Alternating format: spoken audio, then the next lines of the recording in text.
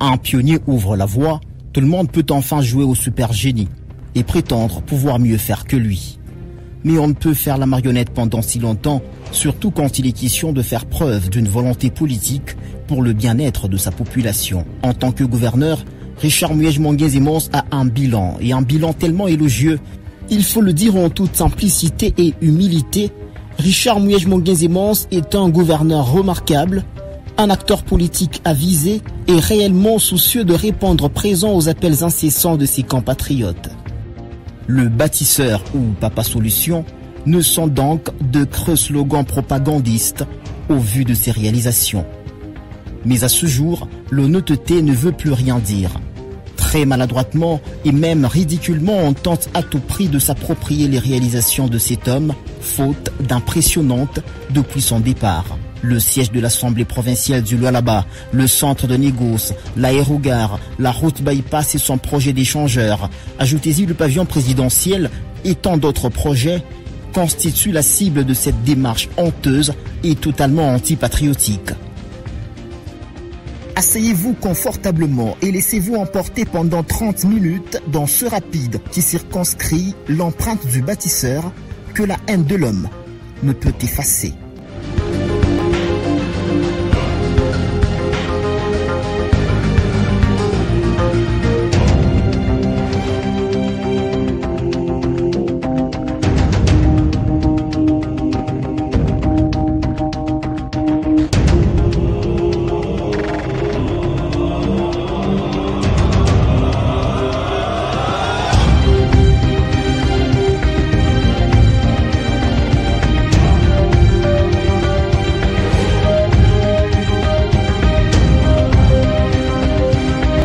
Pendant plus ou moins 5 ans, un homme a remué ciel et terre pour susciter de l'espoir et imprimer une dynamique de développement dans un environnement où tout était sens dessus-dessous.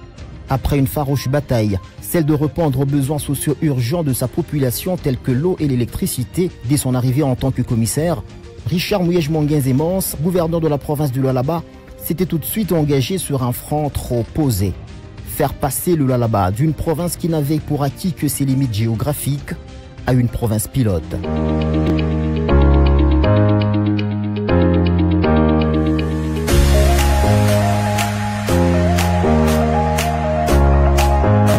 Une chèvre à la tête d'une multitude de félins perd de la guerre, alors qu'un lion à la tête d'un troupeau de brebis la gagne.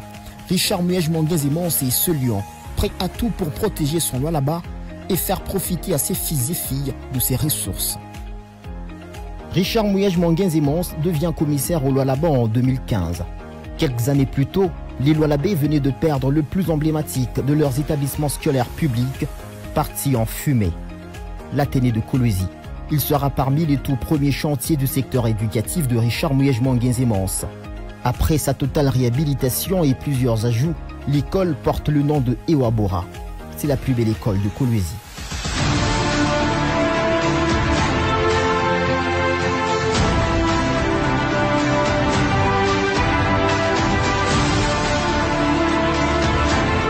Dans ce même programme de réhabilitation des infrastructures éducatives, l'Institut Kawaya, l'école Kawaya et l'école Sifa de l'église Kimbanguiste située à Kassulo étaient également bénéficiaires. Toujours à Kassulo, l'école Garingans, alors dans un état très piteux, le gouverneur bâtisseur Richard Muyej-Manguez-Emons l'a totalement démoli et rebâti dans un délai record. Ce geste est resté gravé dans les cœurs de toute une population et a réactivé les ambitions des apprenants. Ces 3 écoles ont été construites avec l'accompagnement financier de la Rabobank qui a participé dans l'érection de 2 écoles et de la CEDEM qui a appuyé la construction d'une école. Les pédagogues estiment que la qualité du cadre influe sur le processus d'apprentissage. À l'intérieur de la province, comme ici à Kayembe, de nouvelles salles de classe ont été construites et équipées dans cette école. Lors de son inauguration, le gouverneur Richard Muyej-Manguez-Emons avait répondu aux besoins de sa population, celui de construire une autre école. Le projet avait démarré aussitôt après, ce qui fait un total de 2 écoles à Kayembe. Même chose un peu plus loin, à Muchacha, chef-lieu du territoire. Ces salles de classe que vous voyez sont les premières depuis les 4 décennies d'existence de cette école. Après l'inauguration, Richard Mouyej Monguenzé-Mons a ordonné la construction d'une autre école. Ici aussi, grâce à cet homme, dit le bâtisseur, 2 écoles ont été construites dans un laps de temps. Un véritable bonheur pour cette population, surtout pour sa jeunesse, relève de demain. Le territoire de Sandoa, lui, est encore un peu plus loin de Kolwezi, à plus ou moins 450 km. Richard Mouyej Monguenzé-Mons a fait réhabiliter l'Institut des développements industriels et agricoles, IDIA son sigle, alors qu'il n'existait que 2 noms, depuis de nombreuses années. Encore une fois, à l'intérieur de la province du Lualaba, à plus de 750 km de Kolwezi dans le territoire de Kapanga, Richard Mouyej Monguenzé-Mons a fait réhabiliter l'Institut supérieur pédagogique de Moussumba. Ces auditoriums ont été complètement refaits. L'image qu'il présente à ce jour n'a rien à voir avec l'ancienne. Faire mieux et excellemment bien pour sa population est le leitmotiv de Richard Mouyej Monguenzé-Mons. En tant que patron de l'exécutif, il a décidé que chaque année scolaire, la province du Lualaba soulage les parents d'élèves finalistes en prenant en charge la totalité des frais de participation aux examens d'État. En même temps, il décidait d'octroyer des bourses d'études aux élèves finalistes des humanités qui se distinguent. Ces derniers prenaient la direction de Chypre pour continuer leurs études universitaires.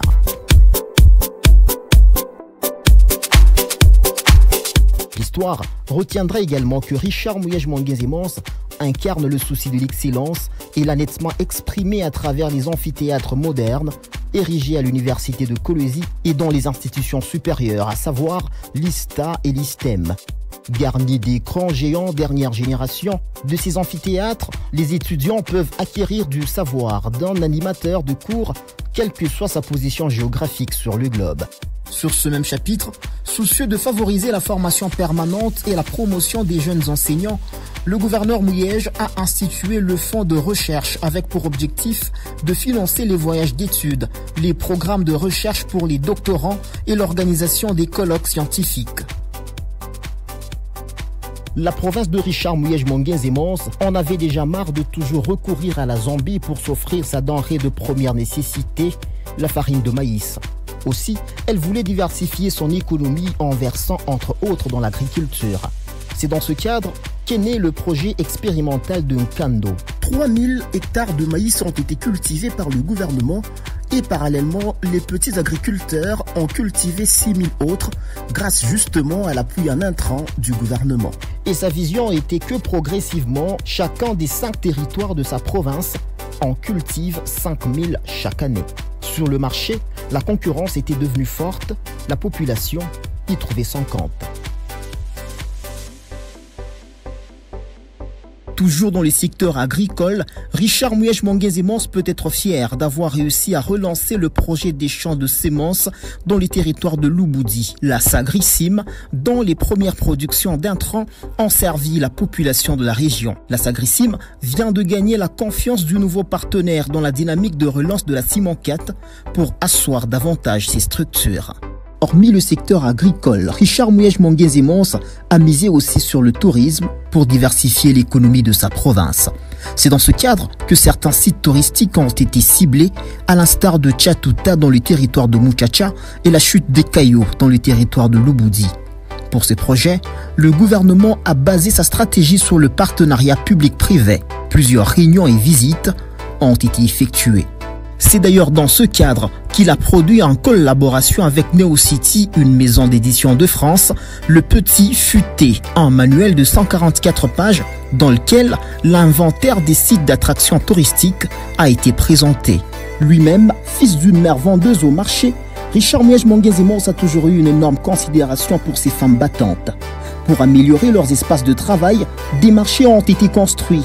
Entre autres, le marché Kanzenze, le marché Mouyej, le marché Kanina, le marché Mutoshi et un autre marché dans le territoire de Lubudi.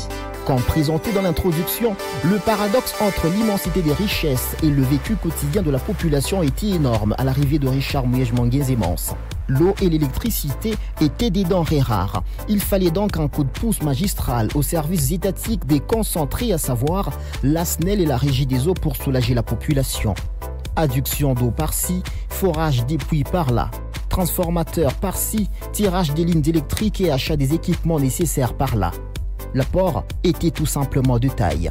Parmi les villes récemment créées en RDC figurait Kassaji. Elle est la deuxième ville de la province du Lualaba. Ce nouveau statut a conduit Richard Mouyej Manguin-Zemons à entreprendre très rapidement les travaux de construction de la mairie et des résidences de maire. Aujourd'hui, c'est chose faite. Cette entité territoriale décentralisée est en train de se transformer petit à petit pour ressembler à une véritable ville. En même temps, il fallait viabiliser l'administration de la police locale en lui offrant un cadre de travail digne. C'est chose faite.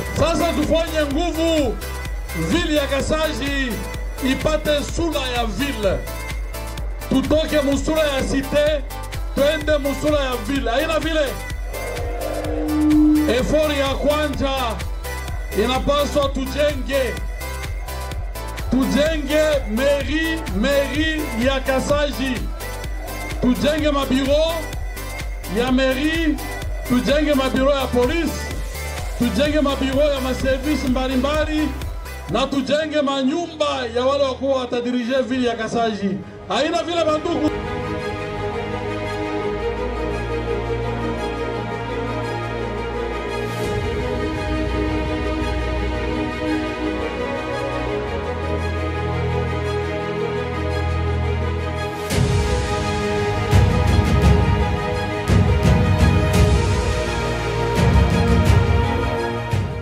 Dans le souci de couvrir le déficit en termes d'engins routiers, Richard Mouyej Manguin-Zemons s'était résolu d'offrir à sa province un atelier qui a servi et qui continue de servir dans la praticabilité de la route nationale numéro 39 principalement dans un programme dit de pointe-à-temps, c'est-à-dire le gros du travail est d'en finir avec les bourbiers. À plusieurs reprises, Richard Mouyej Manguin-Zemons a dépêché son ministre en charge des infrastructures, Norbert Mbangu Mwangal, pour inspecter les travaux et s'assurer que le trafic n'est pas perturbé.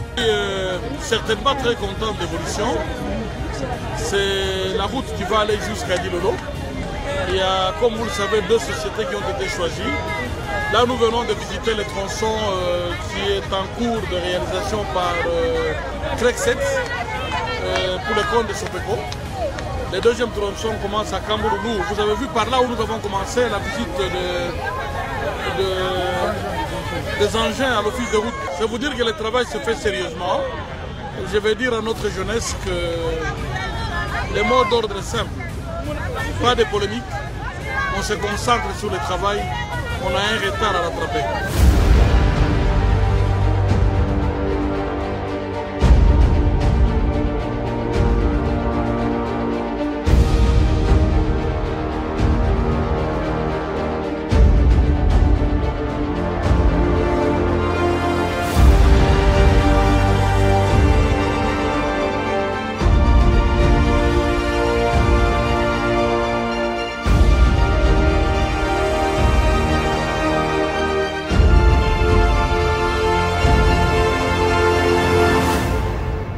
En tout cas, je suis très content de la manière dont la route est arrangée. Je viens de faire Kolwezi-Kassaji. La route est en bon état. Je viens de faire Kassaji-Dilolo. Jusque Divouma, tout est bien arrangé. Et la brigade est en train de faire du bon travail. Je suis vraiment très content.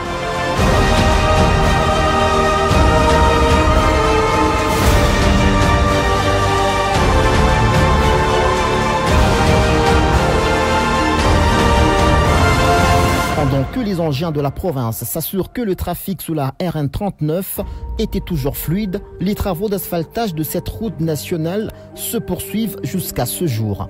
Aujourd'hui, c'est plus ou moins 100 km déjà asphaltés. Les routes des agglomérations doivent être protégées des engins lourds pour leur vie, mais aussi des embouteillages que ceux-ci créent. Pour ça, Richard Mouyej Manguin-Zemons a décidé de créer la route de contournement dite bypass. Longue de plus ou moins 20 km, cette route évite aux engins lourds, surtout ceux qui transportent les minerais dans les entreprises, d'emprunter les routes des agglomérations pour entrer ou sortir des entreprises. Dans ce même souci d'éviter les embouteillages, Richard Mouyej s'est résolu d'élargir le tunnel. Cet ancien rendez-vous des bouchons de la ville a vu son espace être doublé. Il s'appelle depuis le 30 juin 2020, date de son inauguration, Pont de l'Alternance. C'était la plus technique des infrastructures routières de la province. Une autre route emblématique et certainement l'une des plus belles de la ville, construite dès le début de la prise de fonction de Richard Mouyej, c'est l'avenue du 30 juin. Ce petit boulevard mène vers l'Institut technique Mutoshi et la cité Gécamine qui porte le même nom. Autrefois, un véritable chemin de calvaire pour les chauffeurs et même la population. Depuis quelques années maintenant, conduire sur cette route est un véritable bonheur. Voici la chaussée Joseph Kabila Kabange. Presque enclavée, la cité Gécamine Kapata a été reliée au centre-ville grâce à elle. Elle exprime la volonté de Richard Mouyej à répondre positivement aux cris de détresse de sa population, d'où ce célèbre surnom Papa Solution. À l'instar de la cité Gécamine Kapata, la cité Gécamine Lulu était également enclavée. Autrefois, se rendre au centre-ville n'était pas une décision hasardeuse pour cette population, étant donné l'impraticabilité de la route. Il fallait attendre l'ère Mouyej pour tourner cette page sombre de l'histoire. Ce trajet de plus ou moins 18 km qui se parcourait pendant plus ou moins 1 heure, se parcourt entre 15 et 20 minutes sans arrêt, parce que la route est totalement asphaltée. Il est important de souligner que grâce au gouverneur Richard Mouyej Manguez-Mons, plus d'une dizaine de routes ont été asphaltées, telles que l'avenue Bondo, Boussanga, de l'hôpital, du théâtre, des sports, du 30 juin, l'avenue Likasi, Lualaba, Lukuni, Mama Mujinga, Mama Yemo, l'avenue Manono, Mukulueshi, Okito, Katakokombe, l'avenue Sablière, l'avenue Salongo, Sekebanza, Ikuku, Kasenga, l'avenue Lusanga, Mwero, Kafankumba, Kasombo, Lubudi, Kazembe. La liste est loin d'être exhaustive. En somme, Richard Mouyej Manguez-Mons, c'est 950 km de routes réhabilitées entre 2016 et 2020, soit 190 km par an. Dans ce total, il y a 150 km asphaltés, 200 km en cantonnage manuel et 600 km en terre battue. Le délabrement des routes en terre qui se manifeste à ce jour est justement dû à l'absence de l'entretien depuis bientôt 2 ans.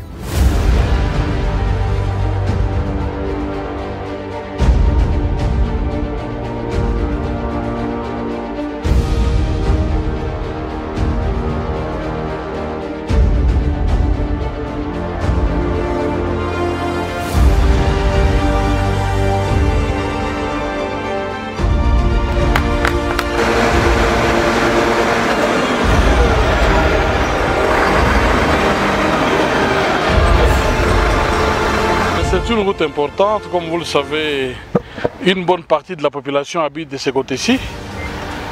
Les travaux vont commencer à partir du rond-point Malou jusqu'à la ligne haute tension, presque à l'entrée de la cité Mutoshi. Non seulement on va raser, mais on va asphalter. Ça sera macadamisé jusqu'au bout.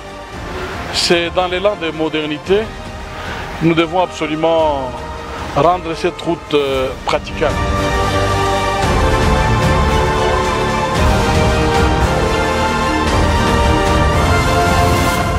La construction du petit boulevard ou de l'avenue du 30 juin est partie du rond-point de l'Indépendance. Ce rond-point est une référence de la ville.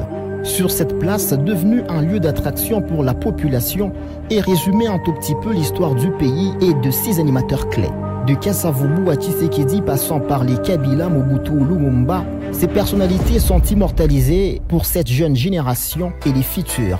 Dans les encablures du rond-point Mwangeji se trouve l'hôpital général de référence Mwangeji. Autrefois considéré comme un mouroir et cadre hospitalier pour pauvres, Richard Mouyej Manguez-Mons est venu changer la donne en le réhabilitant, ensuite en le plaçant au sommet de tous les hôpitaux tant publics que privés de la province grâce aux équipements médicaux de la récente technologie. Dans la même enceinte de l'hôpital général de référence Mwangeji, un centre de diabétologie a vu le jour. L'idée est de favoriser une meilleure prise en charge des diabétiques, ainsi limiter les décès qui surviennent faute de celle-ci. Une clinique VIP a également vu le jour. Arrivé comme commissaire, Richard Mouyej Manguez-Mons et ses collaborateurs ont partagé un même bureau exigu dans un hôtel-restaurant de la place. Ils ont ensuite transité par l'ancienne résidence de maire qui a fait office de gouvernorat pendant 2 à 3 ans. Pendant ce temps, l'hôtel du gouvernement poussait comme un champignon dans un quartier autrefois périphérique. C'est l'actuel gouvernorat qui abrite aussi les ministères. revendiquant la tenue non rotative de la conférence minière et d'autres assises similaires en RDC qui normalement sont présidées par le chef de l'État. Richard Mouyej-Monguenzemans a fait ériger un espace de travail du président pour de telles circonstances qu'il a nommé pavillon présidentiel. Ici, le président peut retrouver plus ou moins un confort digne de son rang pour ses audiences. Je suis émerveillé et surtout la ville telle qu'elle est en train de s'étendre, c'est vraiment une chose merveilleuse. C'est la première fois que j'arrive en Colombie, je suis vraiment ébahi. Merci. Le gouverneur Richard Mouyej-Monguenzemans a également lutté pour que la Banque centrale du Congo ait un cadre somptueux de travail dans sa province, en lui offrant l'espace pour ses infrastructures et en convainquant les dirigeants de construire leurs bureaux et appartements selon le standing fixé par la province. À ce jour, l'hôtel du gouvernement, le pavillon présidentiel, la Banque centrale du Congo, vus côte à côte, font de ce site une véritable merveille. Je suis agréablement surprise. Je pense que le gouverneur a mis la barre très haut. Et c'est ça qu'on veut. On veut un Congo qui soit meilleur, un Congo d'excellence comme le veut le chef de l'État. Et je pense que le gouverneur a entrepris, les initiatives qu'il a entreprises ont réalisé juste ça. Donc c'est-à-dire mettre des critères qui soient d'excellence. Et je suis extrêmement impressionnée, que ce soit l'architecture, que ce soit la qualité des matériaux qui ont été utilisés, que ce soit la vision du gouverneur est exactement à épouser la vision du chef de l'État. C'est une province qui ne fait que... C'est un grand boom. C'est une province qui a énormément d'avenir. C'est une province qui est porteuse du secteur qui contribue le plus à l'économie nationale. Et on peut dire que l'avenir de demain, ce sera sans doute le Lualaba.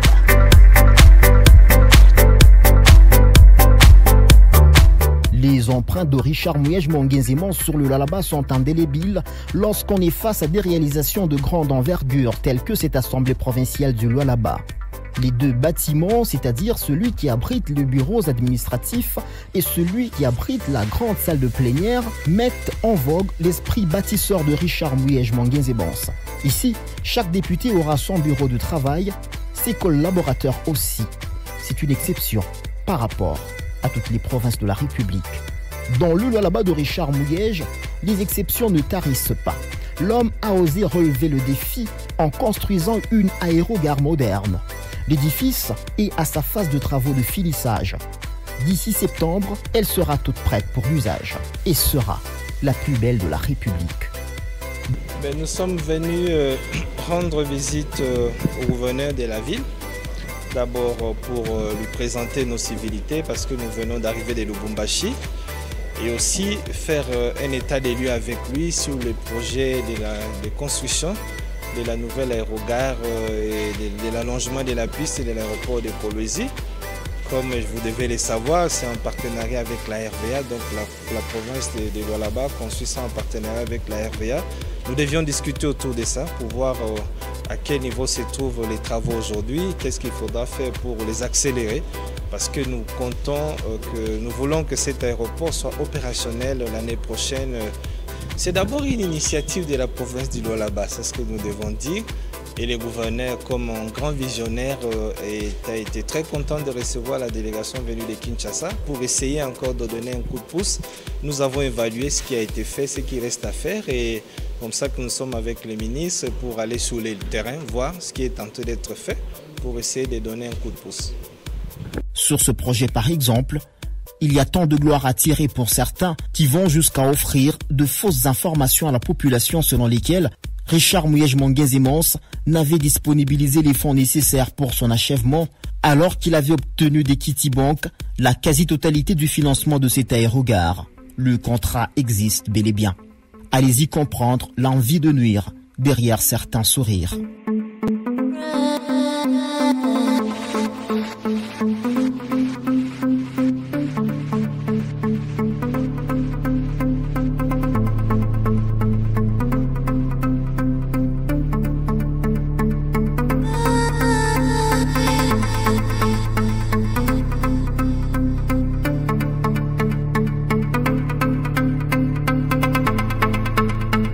savez, le Lualaba, surtout son chef-lieu Kolosi, avec tout ce qu'il y a comme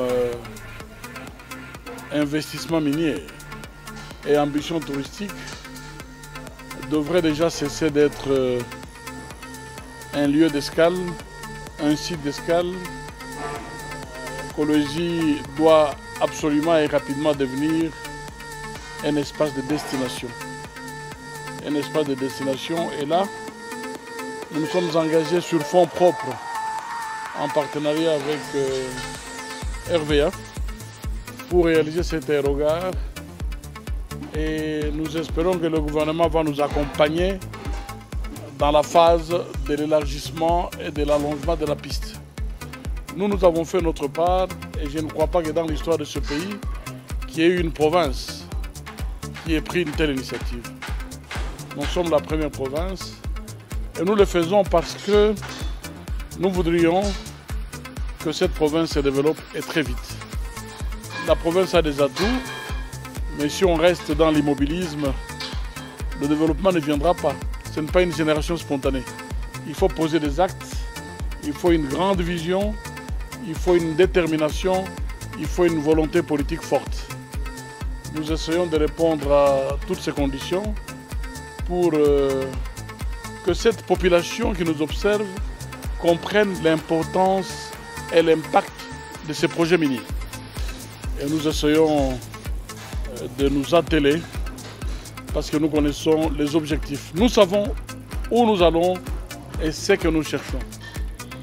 J'ai eu l'occasion de parler avec les autorités au niveau national pour qu'elles nous accompagnent dans ce que nous faisons, parce que les bons pour le développement du pays peuvent partir d'ici. Nous avons les atouts. Dans le souci de prêcher par l'exemple en tant que bâtisseur et leader, Richard Mouyej Mongenze-Mons, via son gouvernement, a complètement financé la construction du bureau communal de Fungoromé. Tout ce que la commune a eu comme responsabilité à prendre, c'était celle de l'équiper. Un autre gigantesque projet, c'est le centre de négoce. Il est conçu pour être un énorme marché des produits miniers issus du secteur artisanal. Richard Mouyej Mongenze-Mons l'a imaginé pour permettre à la province par ricochet à la République de contrôler et de tracer les produits miniers, mais aussi pour en finir avec les conflits permanents entre les acheteurs et les creuseurs sur fond des trucages des balances.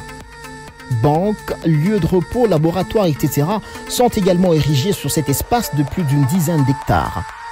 Fermé pour non-viabilité, le stade Dominique Diour a réouvert ses portes grâce à Richard Mouyej Mongenze-Mons.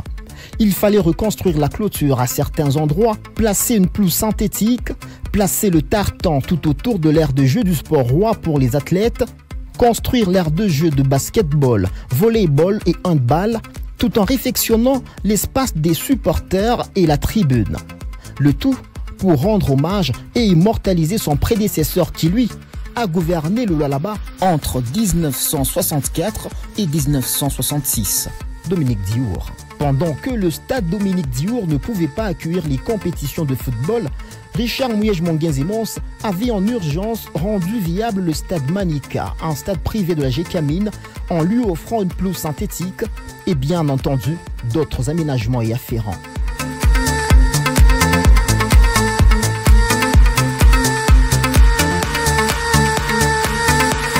La construction, la reconstruction et le développement vont de pair avec la sécurisation des personnes et de leurs biens. Le gouverneur Richard Mouyej Mongenze-Mons l'a très bien compris. Il n'a pas lésiné sur les moyens pour garantir ce droit fondamental à sa population. Il a fait de cette question sécuritaire son cheval de bataille. Pour réussir ce pari, il a dû renforcer les lignes des hommes en uniforme. Vous ne le saviez peut-être pas. Dans l'histoire de la PNC, dans le volet de la formation, on retiendra que l'une de ses récentes promotions au centre de Kassapa a été baptisée Promotion Mouyej parce que le recrutement et le financement ont été réalisés par la province du Lualaba sous le leadership de son vaillant gouverneur. Allez-y apprécier le sens patriotique très élevé de cet ancien ministre national de l'Intérieur. C'est tout simplement admirable et exceptionnel. Ensuite, il a mis sur pied avec l'accord du général d'armée Célestin Mbala en CCO, entendez, Centre de contrôle des opérations. Il s'agit là d'un contrôle vidéo de tous les points chauds de la ville à partir des locaux de la police nationale congolaise. À cela s'ajoute l'octroi fréquent des charrois automobiles, le paiement des primes et bien d'autres avantages dans le but de motiver les policiers. La sécurité des populations et de leurs biens étant notre préoccupation principale, le gouvernement provincial s'engage à encadrer et à appuyer les actions de la police, de la justice et des services de renseignement.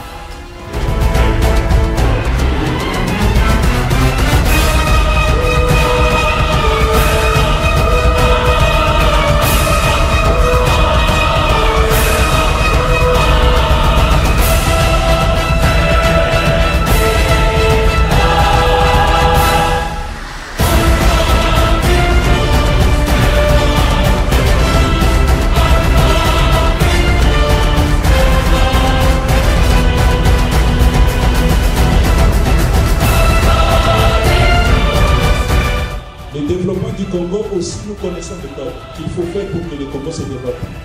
Ces deux éléments qu'il faut mettre dans l'appareil, dans le Congo, c'est la compétence et l'honnêteté. Justement, la chance du Lualaba aujourd'hui, c'est qu'ils ont à la tête de la province un homme qui a ces deux qualités. C'est un homme compétent.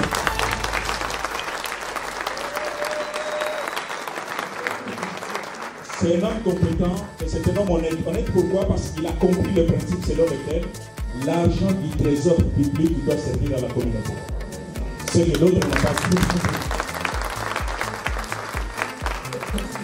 Les Bassoïdes disent qu'on appelle ça la serikali arabe. Détourner l'argent du trésor public, c'est un sacrilège. Et les gouverneurs lièges ont compris cela. Aucune province au Congo n'est pauvre. Mais il suffit qu'on arrive à trouver ces oiseaux rares où on trouve un gouverneur compétent et honnête, chaque province va décoller. Je vous remercie. Richard Mouyej-Monguez-Mons a insufflé la culture de bâtisseur à ses collaborateurs. Sous son leadership, la transparence dans la gestion de la redevance minière au niveau des entités territoriales décentralisées était une évidence. La commune de Manika, de Dilala, de Fungurume et le secteur Lulou ont excellé dans les réalisations telles que vous pouvez le voir sur ces images.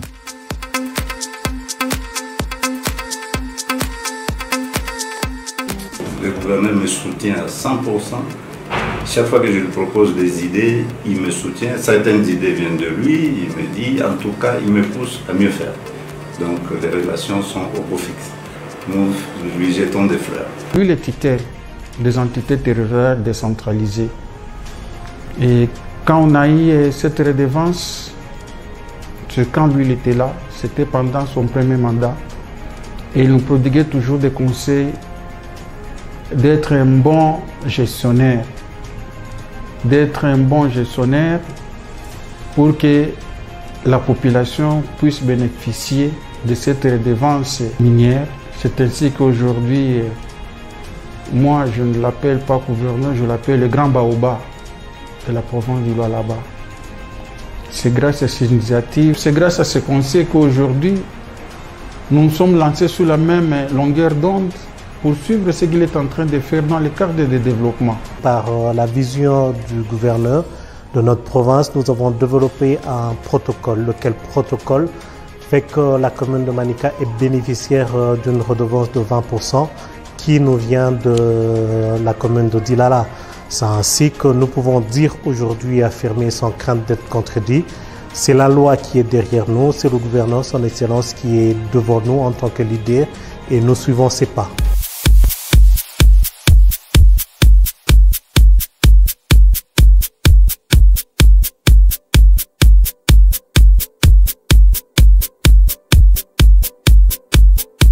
Aujourd'hui, la province du Lualaba, c'est la province phare de la République. Celui qui ne connaît pas, il souffre de la cécité politique. C'est-à-dire quand on dit qu'il n'y a plus de transformation, j'ai l'impression là c'est une mauvaise foi.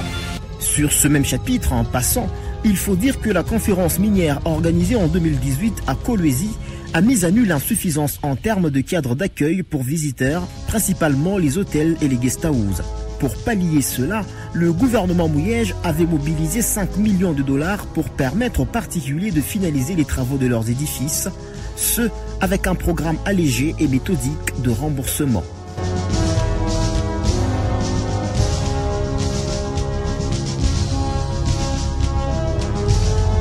L'exemple vient d'en haut, dit-on. Ils ont vu Richard Mouyej-Monguez-Emons contribuer à la beauté de la ville avec des constructions imposantes. L'effet de contagion a fait son travail jusqu'à atteindre les privés.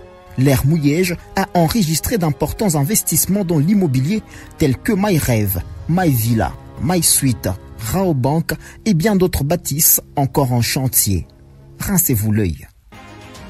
Je suis l'homme le plus heureux. Quand je passais par ici plus tard, je me dirais, ça s'est fait pendant que j'étais gouverneur.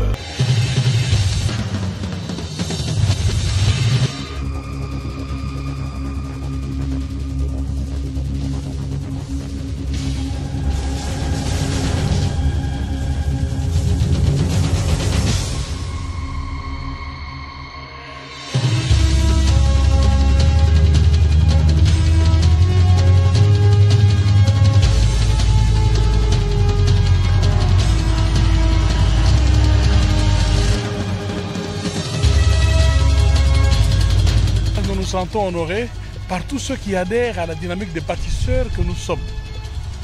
Vous avez vu le pavillon présidentiel, il y a beaucoup de commentaires là-dessus.